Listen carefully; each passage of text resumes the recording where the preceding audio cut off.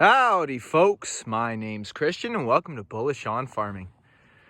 Today is December 20th, -6, fresh, peaceful morning out here on the farm. And I just wanted to start the video talking a little bit about bale grazing. I posted a previous video about how we set up our fields for bale grazing. And you can see all the bales out there looking nice and pretty. All spaced 25 to 50 yards apart, and there's a reason for that. So if you missed that video, check that one out.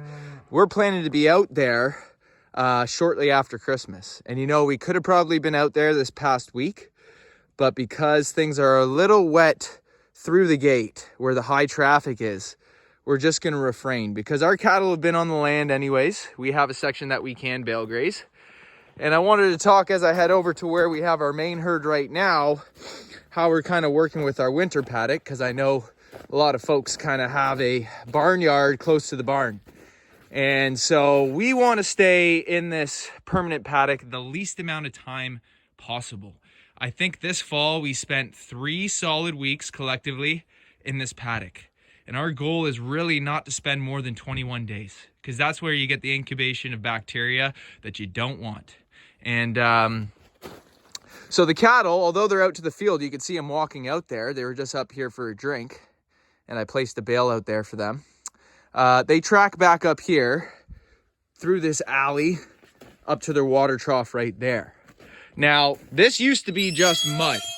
And so, you know, in the fall when things were really wet, it kind of got all even and poached and punched. And then you got high spots and low spots, and it's a sprained ankle waiting to happen for your cattle and you. So what we started doing last fall was spreading some mulch all the way down this. I think it was about 8 tractor loads of mulch. And they were chipped trees that we had on the farm. And, you know, this isn't kind of shavings that you use for chickens that I'm talking about. I'm talking about some heavy duty mulch, some of the pieces being 6 inches thick. And that's the kind of heavy duty stuff that's going to give you texture for your cattle.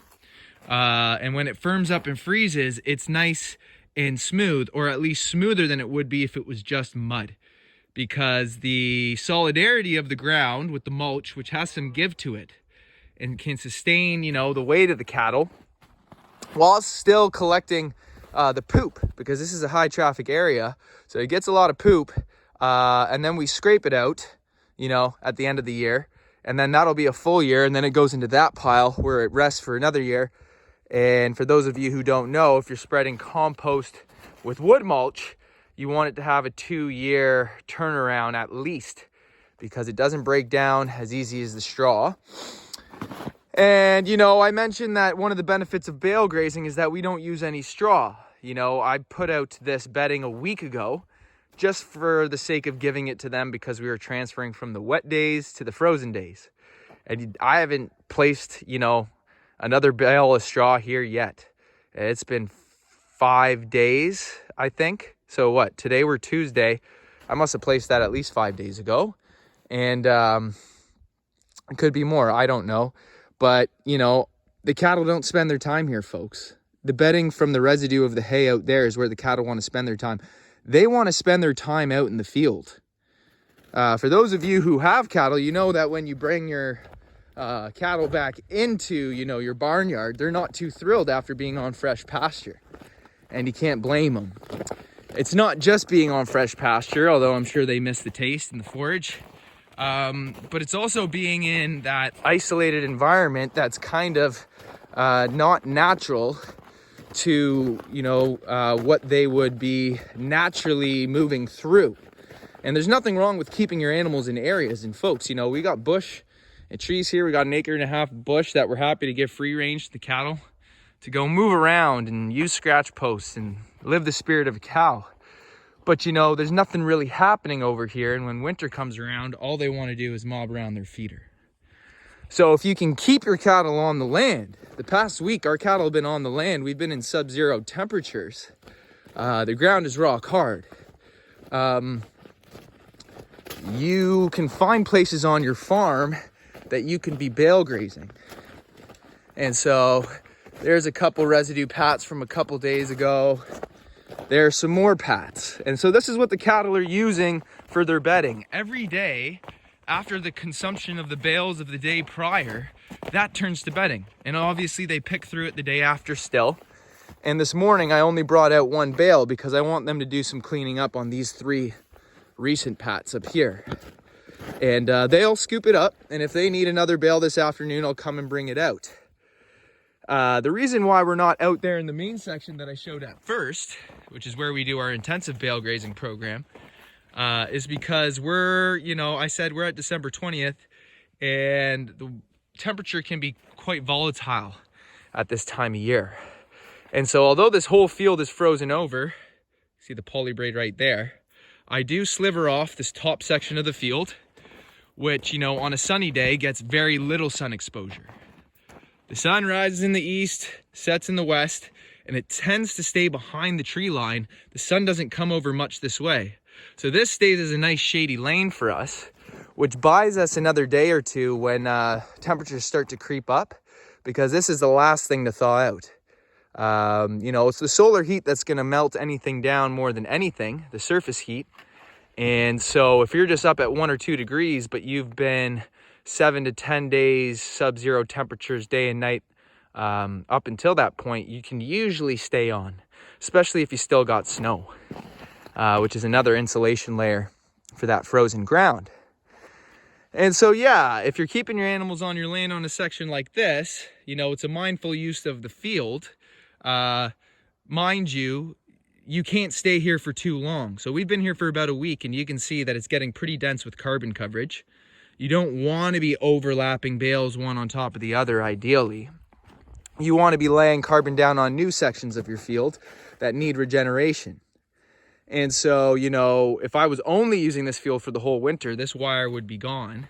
And, I would have already set up the bales all through this field. And you kind of sweep the cattle through and down, consuming bales daily. And there's no back fence, so they can always track back for water. And that works great in our experience. We did it last year, and throughout the whole duration, no foot issues. The cattle are living a healthy, active lifestyle, moving through the landscape with a grazing mentality is the intention behind bale grazing, and incorporating regenerative techniques along the way. Okay, so this isn't just waste. This has now become a fertility pat. In the meantime, it'll serve as bedding for the cattle, but this obviously stays here on the ground. No one's gonna come pick it up. And so the carbon that's been fertilized with all the manure, not to mention all the seed that's within the bale, concealed by the carbon and given a amazing ecosystem to thrive and germinate. And not to mention that the seed that's dropped from the cattle that's consumed by the bale germinates after about 9 days after dropping in their manure. And I know we're in frozen temperatures, so, we're not really talking about hardcore seeding. But if you're laying down carbon and your cattle are consuming, hay on your fields, bales of hay, they are seeding your fields. And so if you're, mob grazing and rotational grazing and sweeping through equal parts on your land, you're going to be seeding in a systemized way. If you're feeding a bale a day, which we don't do when we're grazing, folks. But, when you roll out a bale, you're conscious of these things and you use them to your advantage. And so that doesn't go to waste. That's actually an investment in the regeneration of our field, because we don't pay for fertilizers and chemicals. We're an organic, grass-fed, pasture-raised farm here. And we have nothing against, the way people farm, but we're enthusiastic about, getting back to the land and mimicking nature's cycles to align with the regenerative benefits. And in my view, is just ample results because nature's already got it figured out. Millions of years it's been building soil and having its circle of life, everything having its purpose. And so I don't really see the need to reinvent that. And so we're excited to get these cattle out bale grazing because last year, we started first week of January and got out to mid-March. And, typically cattle are just in one space.